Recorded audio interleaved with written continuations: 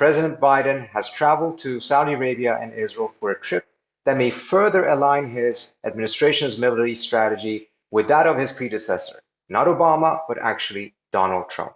Biden is expected to announce some form of a new security commitment to Saudi Arabia and the UAE in exchange for concessions on Israel, Ukraine, oil production, as well as China.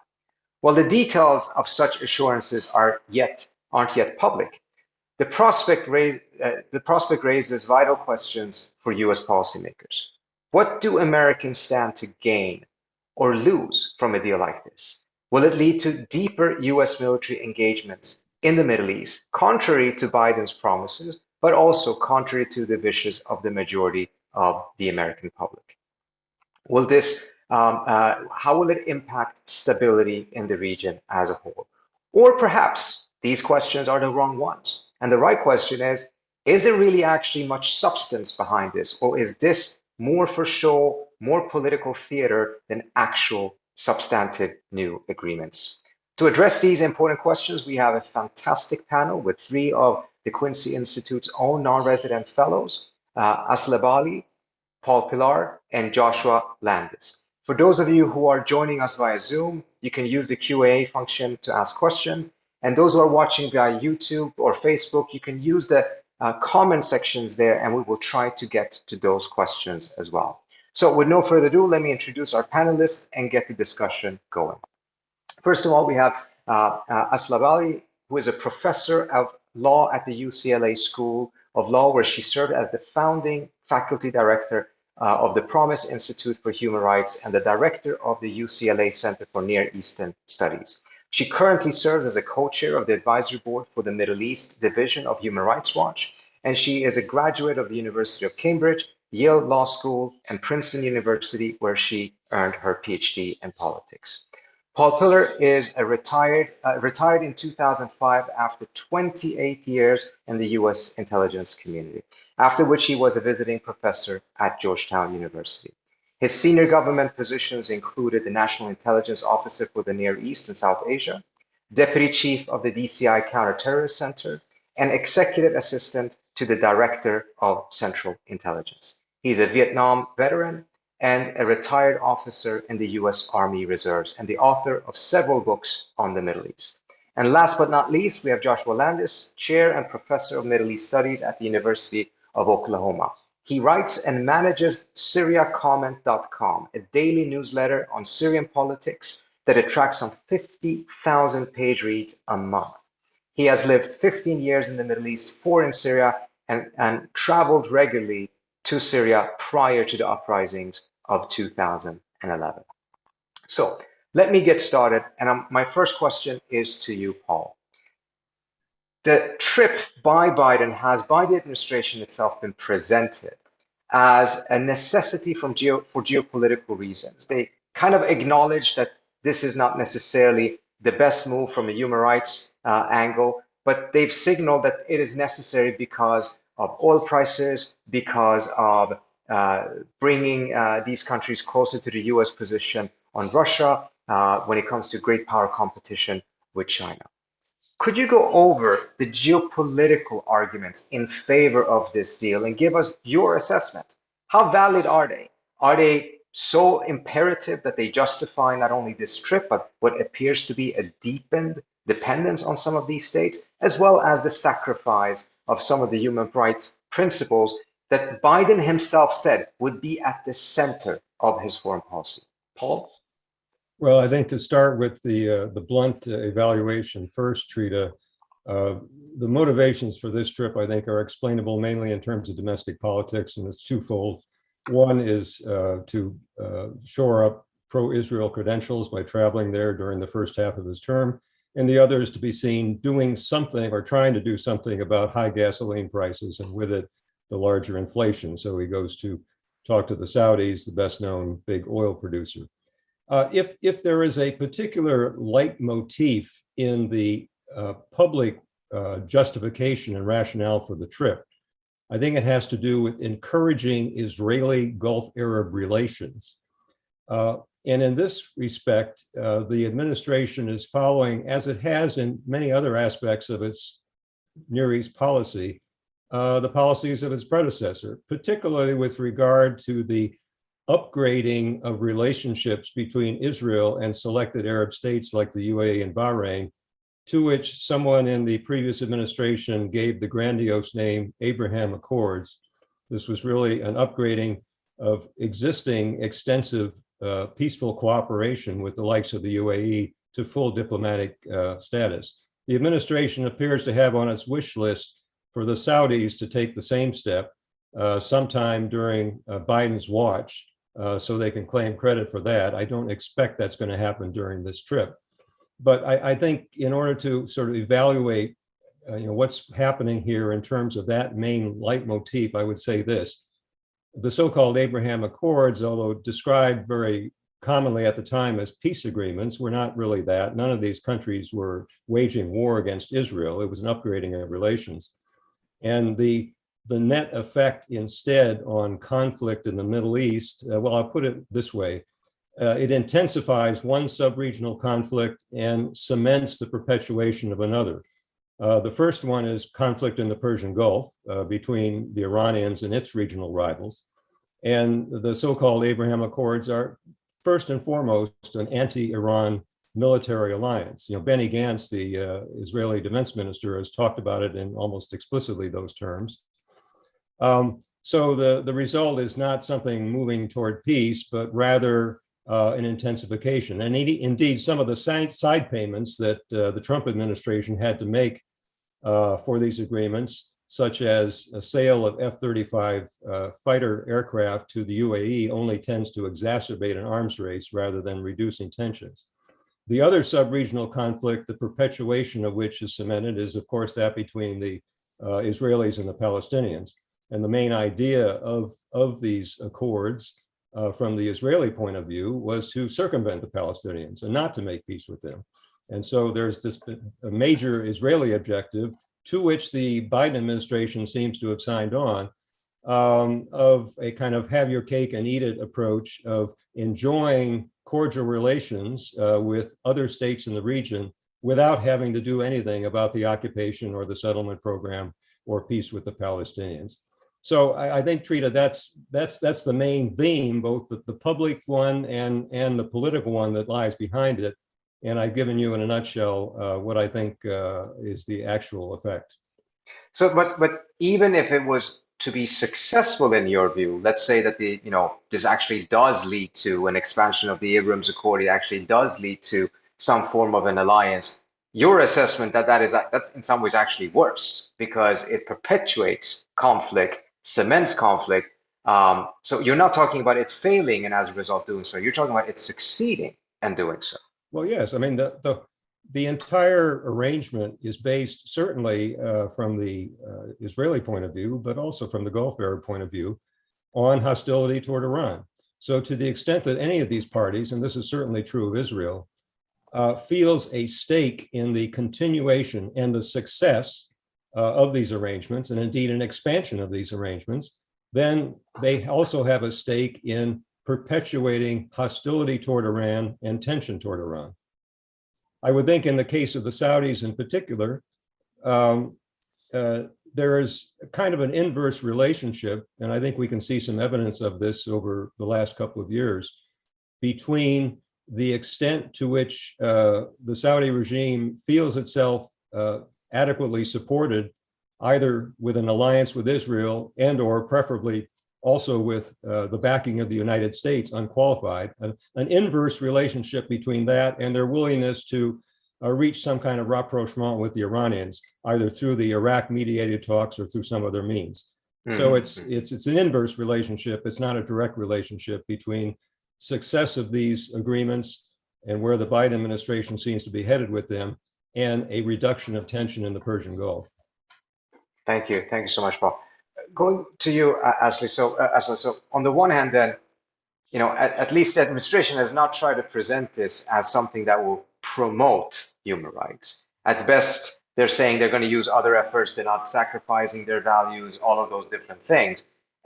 In the case of the geopolitical aspects, they're saying this is actually moving forward. Paul's view is that it's actually not going to move forward. So what will then the impact be on human rights in the region? What is the signal the United States is sending to some of these different states? What do you see the repercussion of Biden coming in so strongly, saying that he's going to turn Saudi Arabia into a pariah, center his foreign policy on human rights? A year and a half later, he's going to Saudi Arabia. Some have described it hat in hand. Yeah, I think that's right. I think Biden during the campaign made clear that he regarded Mohammed bin Salman, the Crown Prince of Saudi Arabia, as a global pariah, and that he intended to treat him that way. And so there's no way to read the current trip as anything but a full-blown capitulation by the United States to the preferences of Mohammed bin Salman, as you say, all but hat in hand, traveling in order to double down on a U.S. allegiance to Saudi Arabia aligned with the policies of the Crown Prince. And this, has very detrimental impact on human rights in the region as a whole. So just to say a couple of things, and these are tied to Paul's very accurate reading, I think, of the geopolitics of this trip. This is about anchoring Israel in an ever-tightening set of strengthened ties with the Gulf, including, to the extent possible, indirectly and eventually directly with Saudi Arabia, not only the United Arab Emirates and Bahrain. And that means essentially the United States backing a regional security architecture that comes directly at the expense of human rights across all of those actors.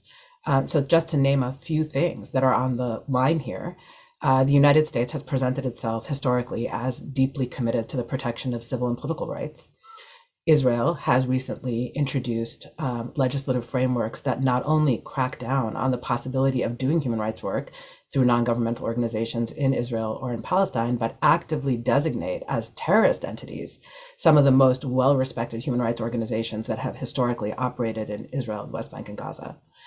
In addition, Israel has actively supported the NSO group, and revelations about the work of that group demonstrate the degree to which the reach of Israeli surveillance technologies compromises human rights globally. And this had led to a listing of the NSO group itself as a prohibited entity by the United States. Recent reports suggest that U.S. intelligence organizations are taking a divergent view on this. But either way, there's obviously no penalty associated with Israeli activities that have compromised human rights, not only within the West Bank, Gaza, and Israel, but also globally. And then, of course, returning to Saudi Arabia and the United Arab Emirates, the deepening of the Biden administration's ties to these authoritarian actors occurs against a backdrop of deeply accelerated repression of civil and political rights in both of these countries, where any form of dissent has now been brutally repressed, suppressed. And the most obvious symbolic example of the ways in which Israel and the Gulf are converging is around the assassination of journalists, which was the original trigger for the pariah designation for Mohammed bin Salman, the assassination, gruesome, brutal murder of Jamal Khashoggi. And now Shireen Abu Akleh's assassination more recently in May in Israel can be added to the list of ways in which these allies are acting exactly contrary to the longstanding positions the United States has alleged it takes in support, for example, of freedom of information, freedom of thought, the right of journalists to document human rights abuses in various countries. And I would add to this, lastly, that the Israeli government, even at a moment when the Biden administration is following the Trump administration in subordinating the self-determination of Palestinians and Palestinian rights to this Abraham Accords regional security strategy, we also see in the human rights arena at the United Nations, amongst the leading human rights organizations transnationally, such as Human Rights Watch and Amnesty International, and amongst Israeli human rights organizations, the conclusion that practices engaged in by the Israeli government within Israel against Palestinian citizens of the state and in the West Bank and Gaza amount to policies of apartheid. This conclusion has been drawn over the course of the last year by every major human rights organization that assesses the human rights circumstance in Israel. And so what we have then is the United States traveling in order to signal, for the reasons that Paul outlined, to domestic audiences and internationally, its deep commitment to a set of clients in the region that are amongst the principal violators and abusers of human rights at a time when each of them has accelerated dramatically their own human rights violations. I mean, it's a deeply troubling portrait.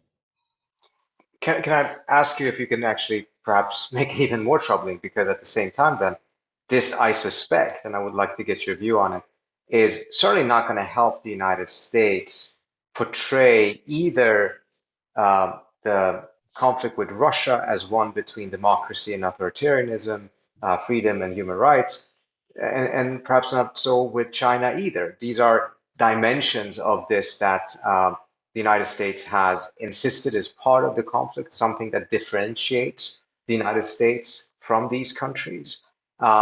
Will the Middle East be treated differently? Will it be an exception and that frame will remain? Or will it deeply harm that frame? And if it does harm that frame, ultimately it doesn't seem to be particularly good for human rights anywhere. Yes, I agree with that assessment. So I think the US credibility in claiming to be part of an anti-authoritarian strategy anywhere is deeply damaged by the positions that it takes in the Middle East.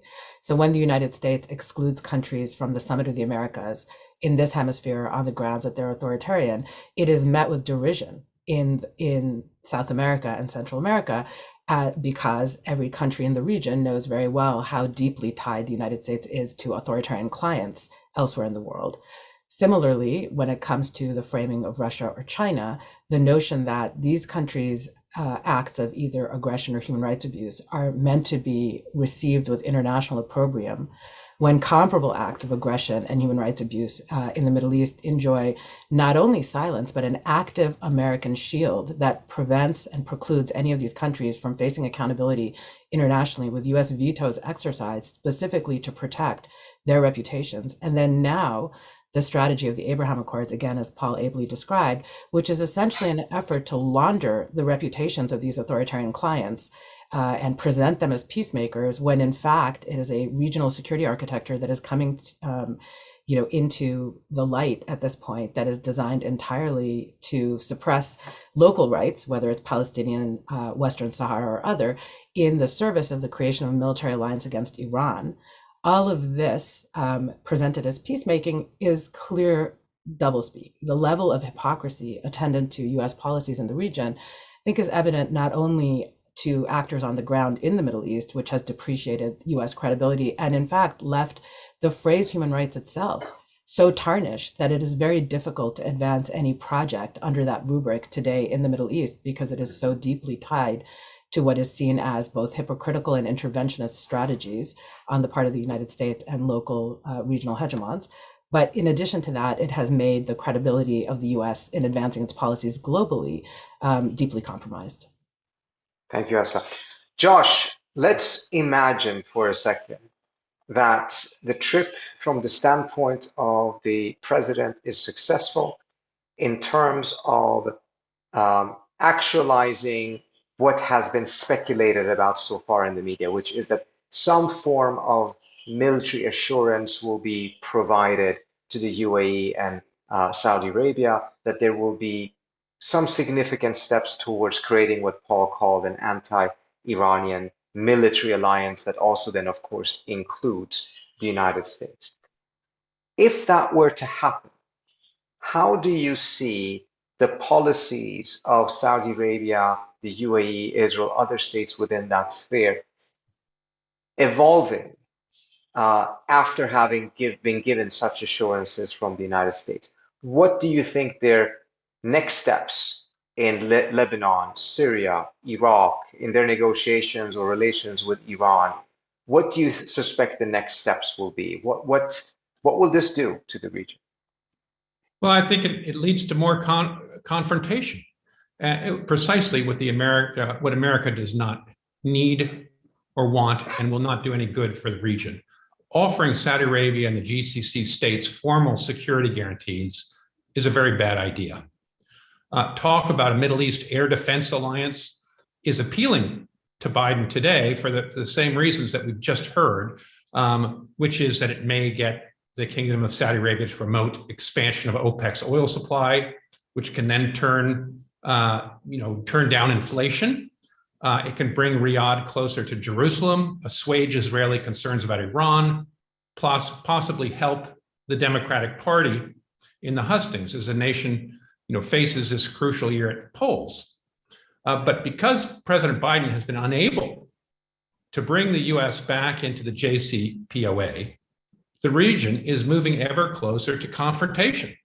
The US is being asked to ratchet up both economic and diplomatic pressure on Iran and to force its acquiescence to US terms for the Iran deal. But most importantly, it's being urged to prepare to strike Iran militarily. Israeli security professionals are urging the US to, quote, to return to a policy of pressure. Many insist that only if Iran's leaders truly believe that the very stability of the regime is at stake will they compromise. This can only be achieved, wrote Zohar Palti for WINEP yesterday, if America can instill a sense of fear in Iran, a fear that will require America to convince Iran that the US commitment to act militarily is real.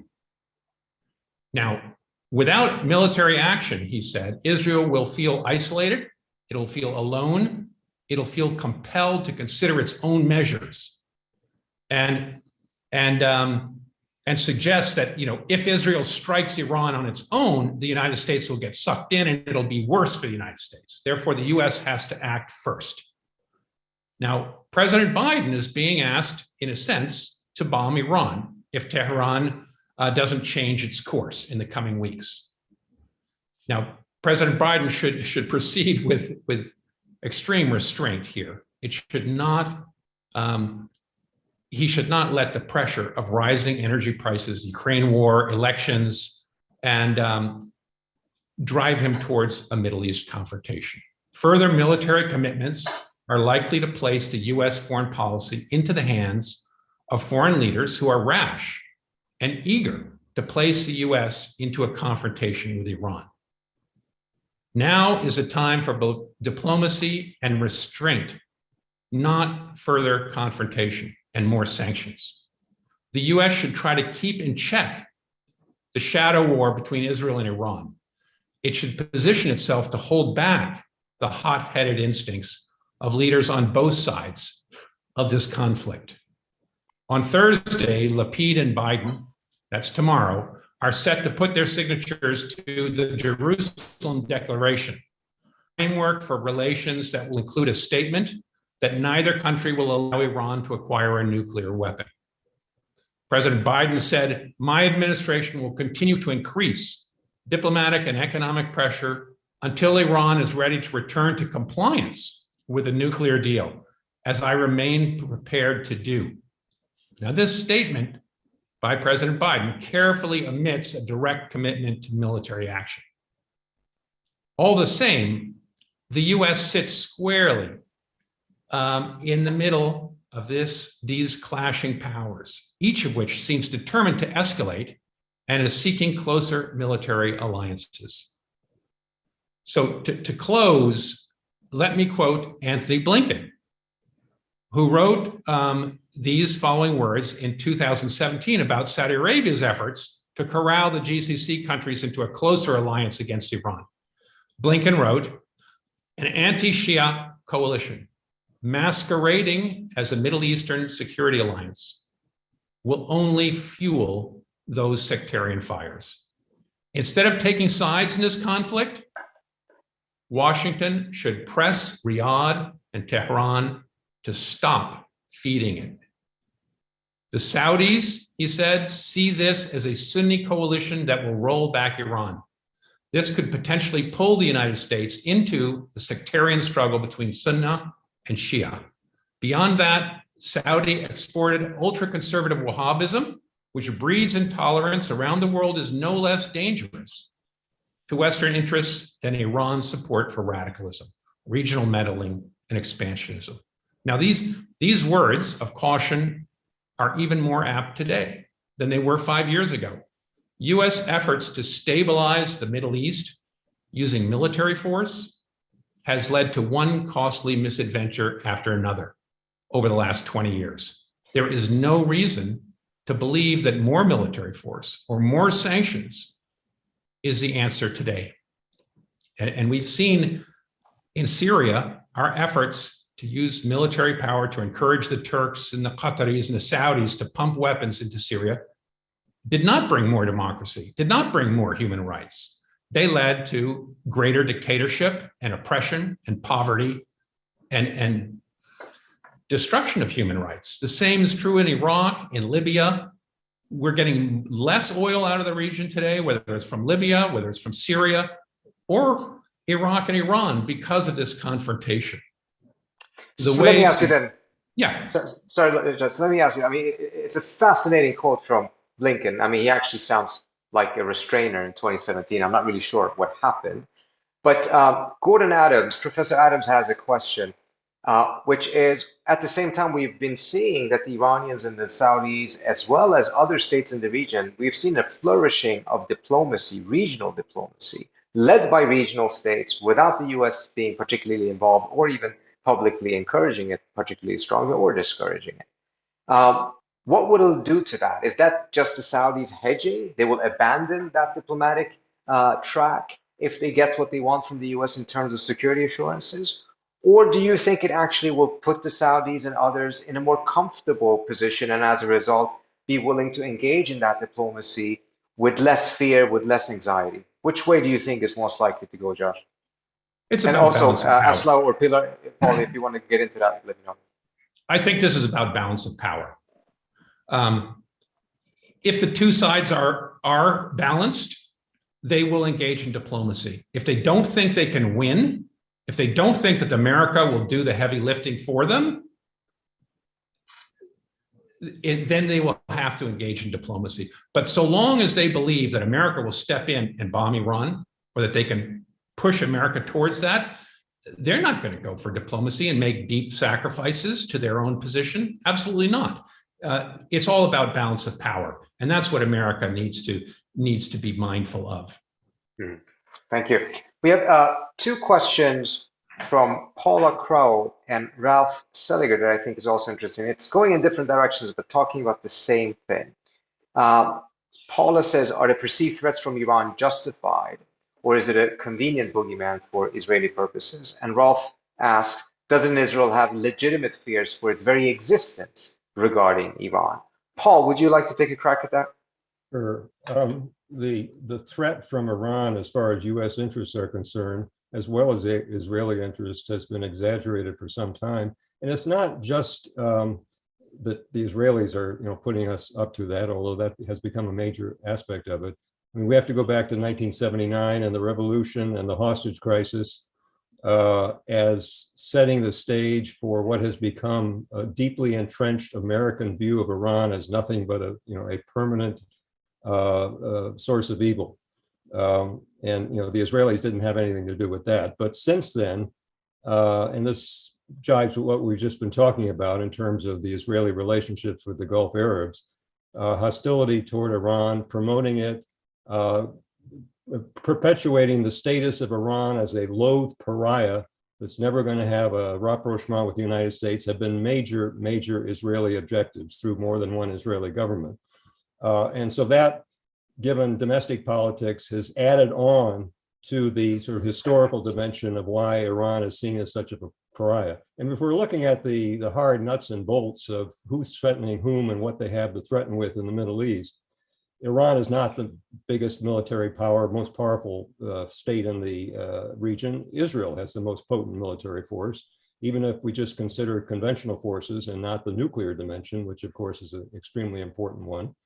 The Iranians being under sanctions for much of the last couple of decades, they have an air force that belongs in museums more than it does on flight lines. I mean, it wouldn't be a match even just for the U.A.E. alone, which has a very modern air force.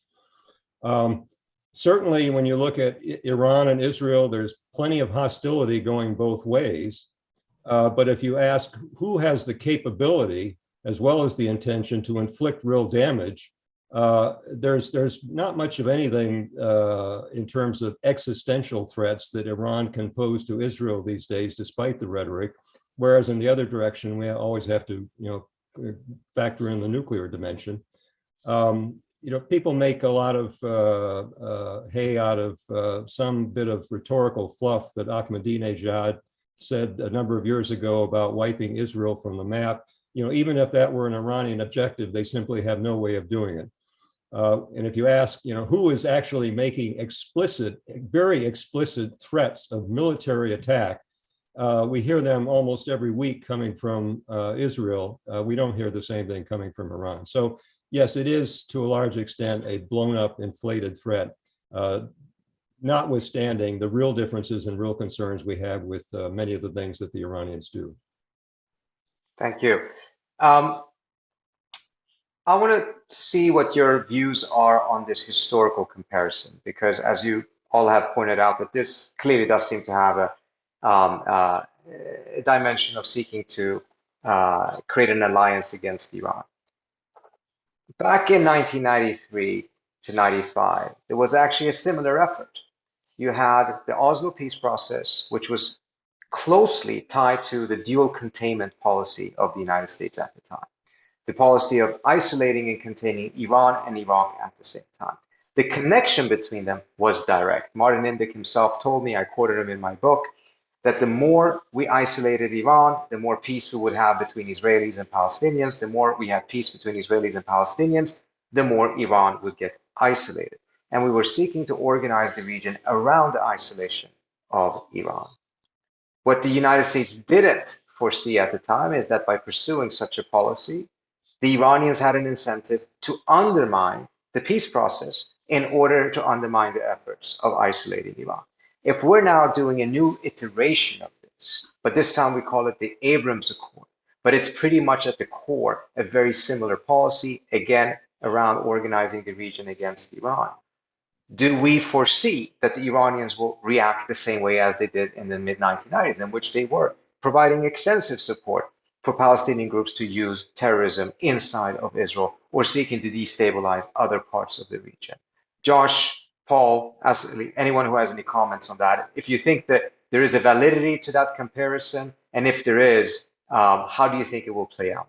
Well, I would just jump in very briefly, and then Josh, I know I see that you're also excited to address this question, but I think the one critical piece of the Abraham Accords that's obviously different from Oslo is the total bypassing of the Palestinians. So to the extent that the Iranians want to pursue a strategy to undermine this particular approach to their isolation, it would have to travel in a very different manner. And interestingly, I mean, you asked about the moment when you had a sort of effort to engage regionally in talks between the Gulf and the Iranians. And the two things I think that were critical there were the withdrawal from Afghanistan, which created a sense that the United States might in fact indeed be executing its reduction of profile in the Middle East and pivot to Asia in some manner. So it created even further anxiety that the Biden administration, unlike the Trump administration, might in fact desist from some of its commitments to Gulf security.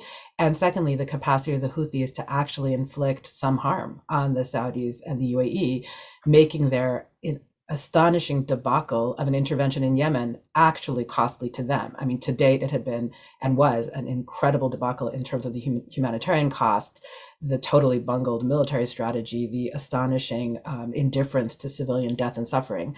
But once there seemed to be a capacity to exact a price from the Saudis and the U.A.E., which of course it does have some degree of Iranian support, the Houthis, and on the other hand, the U.S. appeared to be withdrawing. Suddenly, you had a regional context, as Josh and Paul have already suggested, that was conducive to a regional rapprochement and engagement with one another because there was a degree of balance. What the Abraham Accords does is the opposite for the reasons that Josh described. It creates a regional security strategy that gives the Gulf enormous assurances that their security is now tied to the security of Israel in ways that mean the U.S. will offer an even deeper set of commitments. I think that is very much parallel to what you were describing from the Oslo period, but the ways in which Iran might act to undermine the structure of this accord, I think would probably not travel through the Palestinians since the accord itself entirely bypasses them. But I'll stop and very interesting. Josh, go ahead. With the balance, I think we have to come back to the balance of power here. For many years, America was told that if Israel had complete security and could be made more powerful and had security guarantees, that it would make peace with the Palestinians and give them a fair deal. But in fact, the opposite turned out to be true. The stronger Israel was vis-a-vis the Palestinians, the less likely it was to give away make painful concessions. We see the same thing with Lebanon and Hezbollah.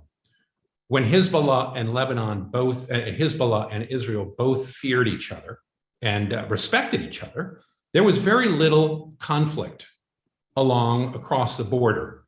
And once that balance of power becomes lopsided, then you see many operations. And that's the situation today with Syria, for example.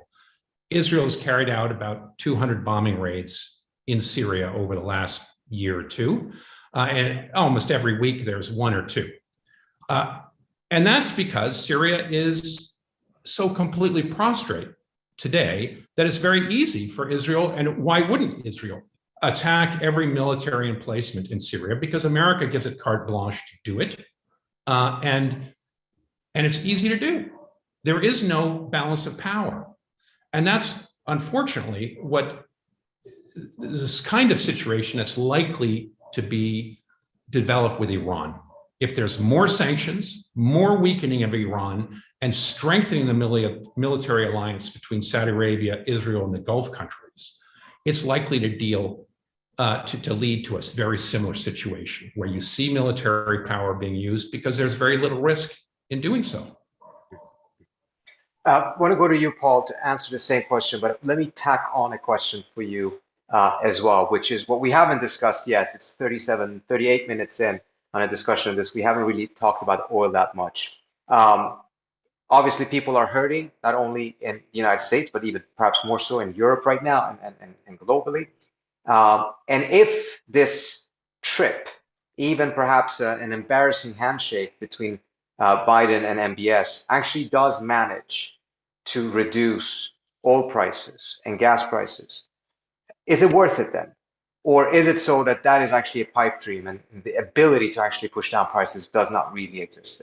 If you could also address that issue. Okay, let me first on the question that was already on the table, just to add to what my colleague said as to how Iran would continue to react to being ostracized and penalized. It really, we can think of other ways that still come under Josh's balance of power concept. The voices in Tehran that would argue that a nuclear weapon deterrent is necessary would tend to be strengthened the more that we have these threats of a military attack, as the WINA people were talking about.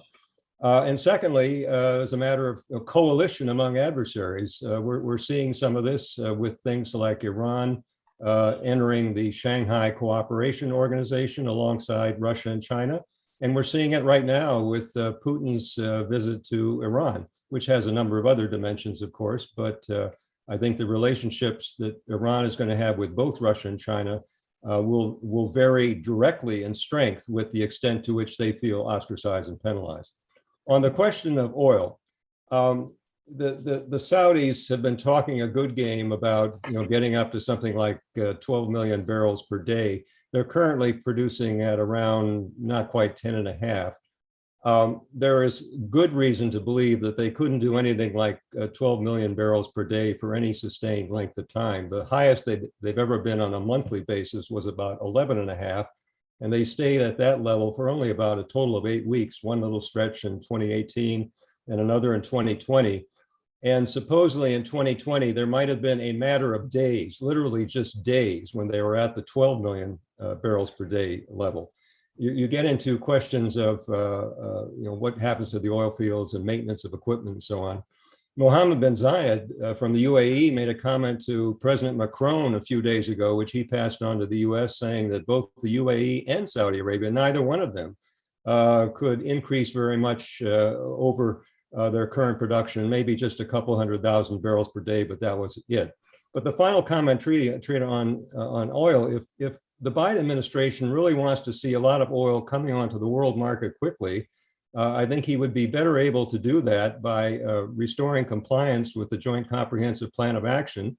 There's that other country on the other side of the Gulf that is the fourth largest oil reserves in the country that it has. It is currently producing at a level about 1.3 million barrels per day less than Iran did before the most recent round of sanctions. When the previous round of sanctions came off, when the JCPOA was signed, the Iranians demonstrated how quickly they could increase production. They raised it by about 500,000 barrels per day in less than 4 months. and buy 1 million barrels per day in less than a year. In addition to that, they've got a whole lot of oil just in storage in floating tankers, something like 65 million barrels per day of oil condensate. That obviously can be put on the market very quickly without any concern about damage to the oil fields. And finally, as an article in the New York Times today describes, the Iranians have been losing market share in Asia, particularly in China, which have diverted more of their oil purchases to their ally, Russia. And so the Iranians have even more oil to sell. That's really what we ought to think about if we're concerned about putting more petroleum on the market. So why isn't then Biden exercising, sorry, no, my apologies. Why isn't Biden exercising that option if oil is, if not the driving force, at least a key consideration? We are actually going towards recession in Europe, major problems in the United States as well. We see that with inflation. If this, even if it's not the most important issue for his trip, shouldn't that be motivation enough to move in a different direction than he is currently? And also, let me add to that, if the Europeans want to get off of Russian gas, which is the ambition right now, there seems to be a strong ambition, it's not just temporary, they don't have that many options. One of them would be Iran and Qatar, but they can't because of the current lack of American compliance with the JCPOA, and that actually creates some challenges for the Qataris as well.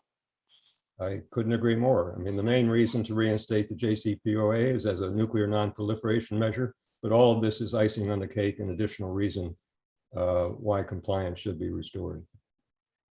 If I could go to you, Ashraf, one potential, I'm really working pretty hard trying to see if there's any bright spots in this. What about Yemen? Could this at a minimum lead to a face-saving exit for MBS in which he ends this idiotic, horrible war that he started that has been going on for more than 7 years, and essentially use this as an excuse, even if he still wants to blame the United States for having ended it, but nevertheless managed to get out of it? Or is another scenario more likely, which is we saw news yesterday that the administration is actually considering to allow certain weapon sales that it itself had stopped to Yemen as a result of Biden's original intent to put pressure on Saudi Arabia and end that war, that they may actually be lifting that ban and resume those type of weapon sales. Are we potentially seeing a scenario in which the war in Yemen actually may end up getting intensified? I mean, I certainly would prefer to believe the first scenario. The second scenario, I should say, I mean, the resumption of weapon sales is a completely predictable, sort of extension of the position that the Biden administration has taken in general around the Abraham Accords. The Abraham Accords, as we've already discussed several times, are a military alliance presented as a peace project. And one of the core elements of that military alliance is weapon sales. And it is a partnership with America's most lucrative weapons buyers, and it has in fact accelerated weapon sales dramatically, for example, to the U.A.E.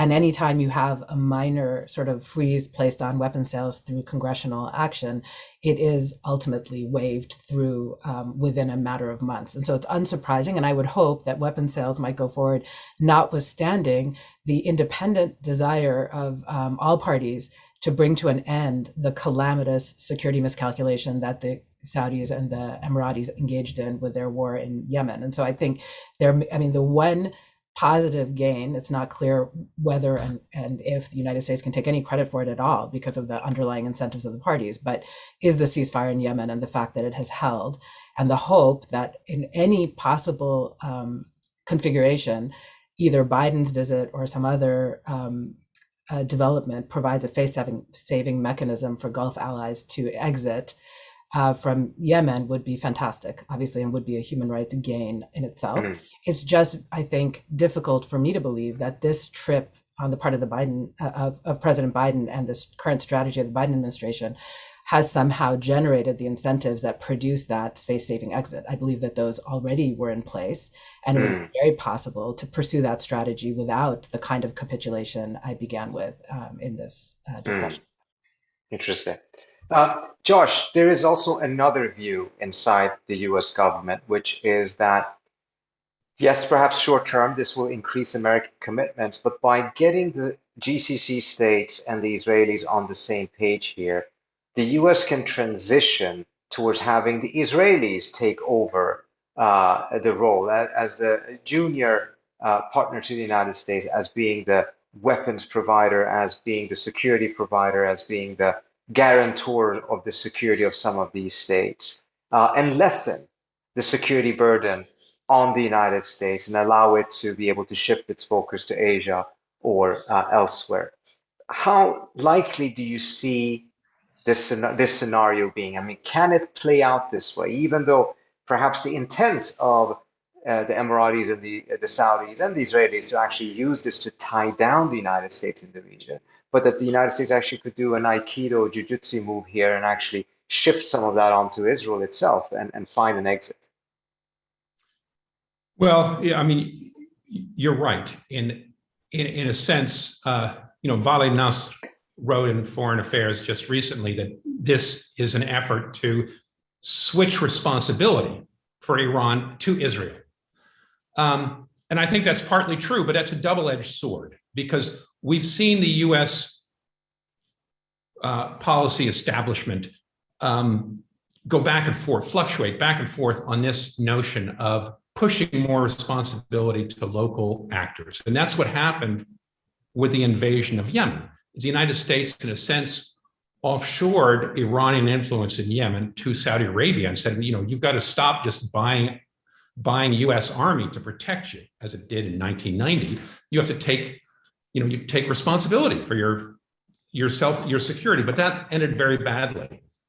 President Obama pushed Turkey and Saudi Arabia to enter into the Syrian conflict because America wanted to lead from behind.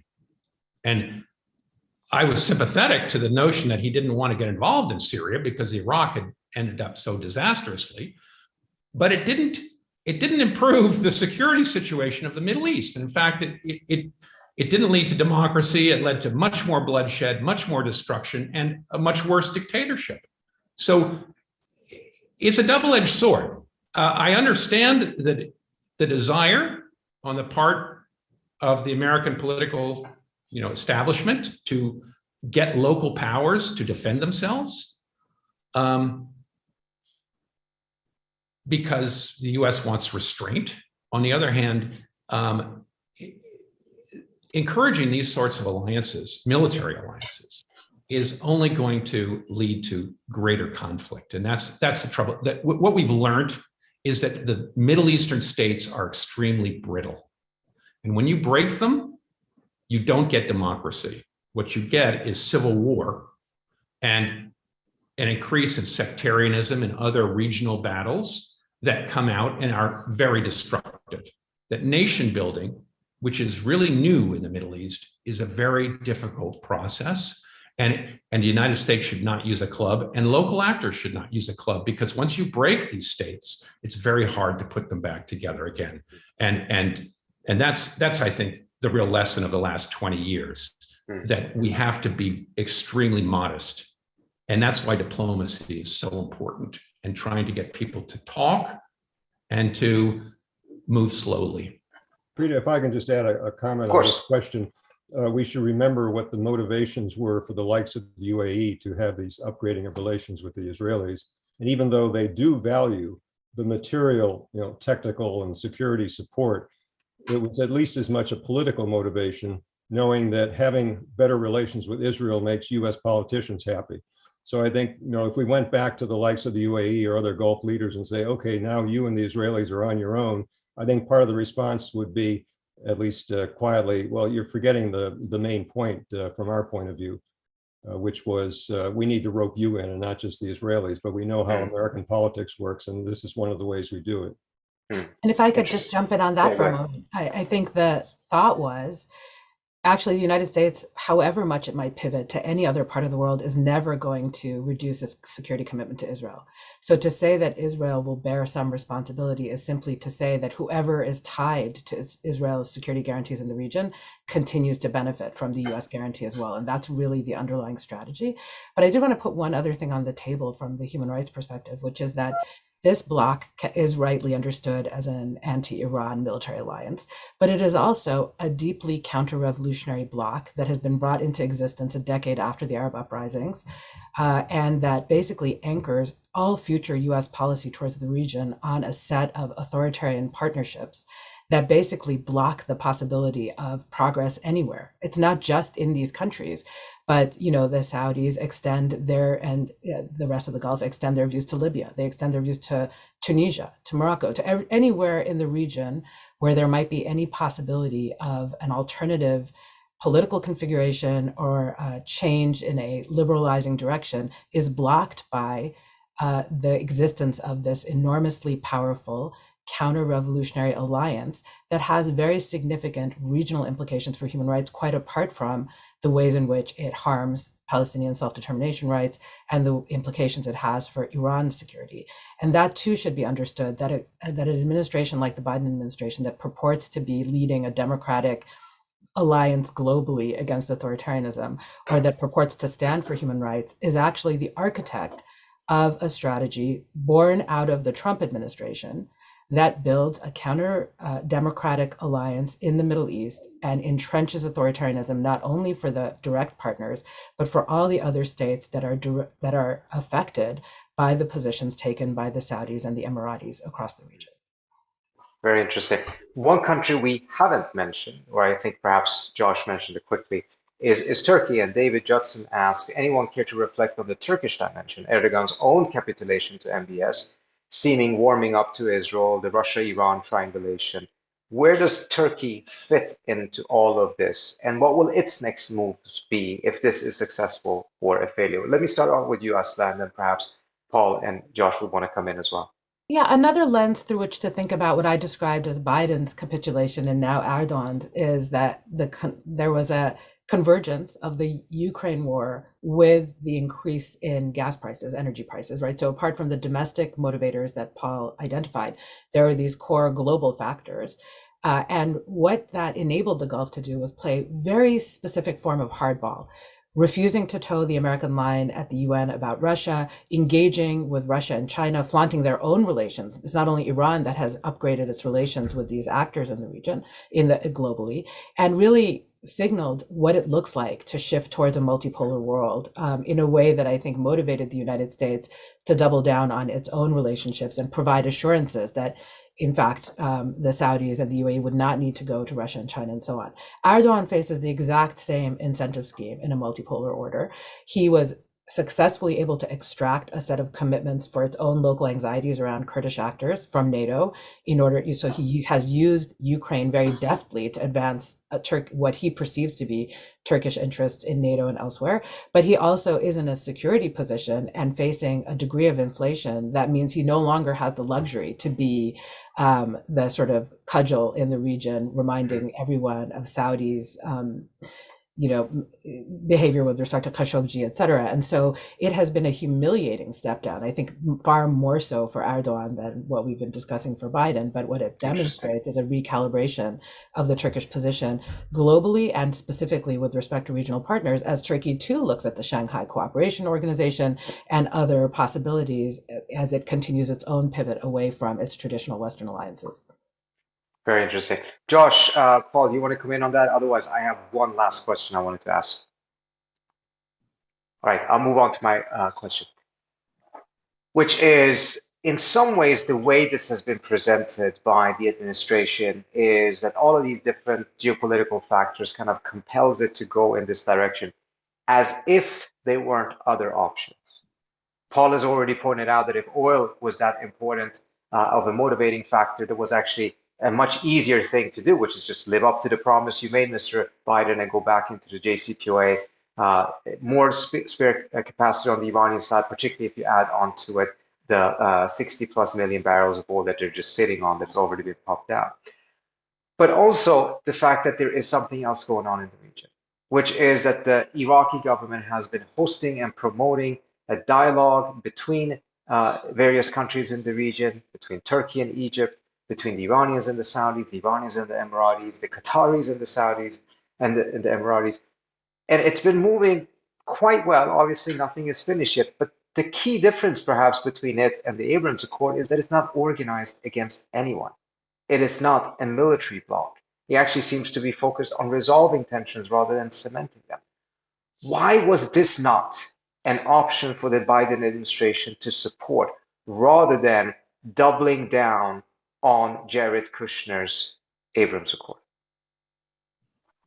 Paul, you want to take that first? It's political inertia. I mean, we mentioned the other ways in which much of the Biden and Middle East policy is simply a continuation of what Trump did. And on the Israeli-Palestinian front, we have things like not reopening the consulate in East Jerusalem or the Palestinian mission here in Washington, not reversing the Trump administration's declaration that the settlements are not illegal. From the very beginning of his administration, Mr. Biden made it clear that certainly on that particular conflict, he wasn't going to expend any political capital. But I think that's part of a larger pattern of political inertia on a whole set of Middle East questions, perhaps with an eye on China. Now, of course, he has the whole issue of the Ukraine war. I don't know to what extent it's just age or momentum or what, but I don't have any other good explanation. I think you've stated very well, Trita, what the alternative is in terms of diplomacy that can actually move the Middle East toward a slightly less conflictual state of affairs. Josh.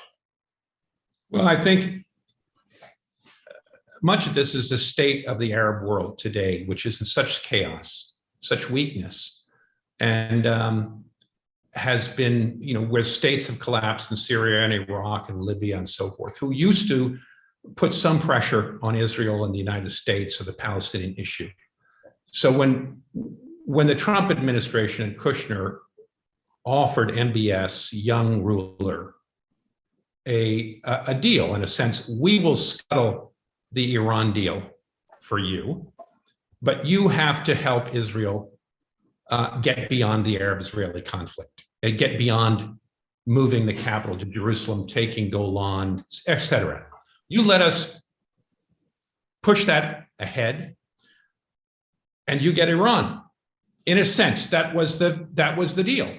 And it's very difficult for Biden to go back on that today because it's very popular in America, I think, amongst American politicians, especially congressmen who are up for election today. And we've seen them overwhelmingly, Democrats and Republicans, say, we don't want the Iran deal. And we're not going to go back to the two states. We're not going to push this idea of the two-state solution. It's dead. And that's partly because the Arab world is in such chaos. The Palestinians are in chaos. They're so weak. There is no balance of power that it's leading to these human rights issues to be swept under the rug. And it's very difficult for the president of the United States to change that tune, I think. And that's the problem with this is it's going to lead to the crushing of the Iranian state. It could. And with more sanctions, with more pressure, which is what Biden is promising today, you could crack Iran in a way that Iraq, Syria, Libya have been cracked. And the trouble with that is if you succeed in your policy and your policy aims, the result will be disastrous for America and for the region, because there'll be civil war, possibly, there'll be tons of refugees, there'll be extremism of all kinds. It'll just weaken a central pillar of stability, really, in the Middle East, which has been Iran. And it will do no good for anybody. So success of American policy today, I think would be a bad thing for the region. And that's the danger. If this just continues to mindlessly go forward with these sorts of threats, it's going to bring very bad things with it. Thank you, Josh, for truly depressing us.